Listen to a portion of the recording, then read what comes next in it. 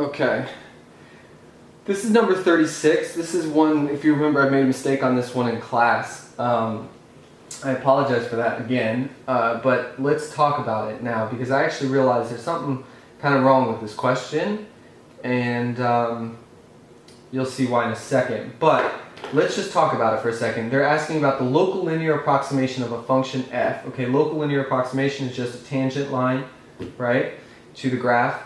Will always be greater than or equal to the function's value. Okay, so they're looking for where my local linear approximation is always going to be greater than, higher than, or equal to, so touching the function's value if for all x, now for all x in the interval. So the question is, which one of these options, A, B, C, D, or E, will provide something that no matter where I put my tangent line, the local linear approximation will always be greater than or equal to the function.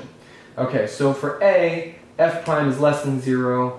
Here is a counterexample. F prime is less than 0, slope's always negative, but my local linear approximation is less than. It's not greater than, so that's definitely not true. I look at B, f prime is greater than 0, okay? Slope is always up. Here's my counterexample. The local linear approximation is always less than. I look at C and I say, okay, concave down, there's my local linear approximation. That's always going to be greater than or equal to, so that works.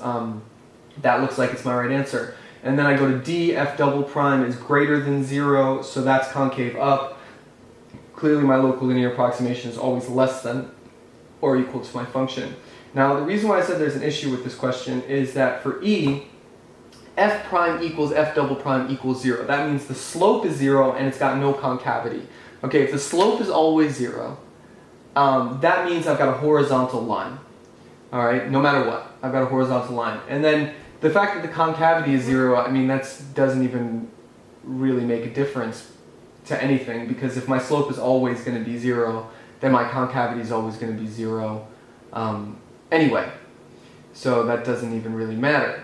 Now, the thing is that if I do a local linear approximation of that function, I end up with the same exact line, right? A tangent line to a straight line is just equal to that line for all points.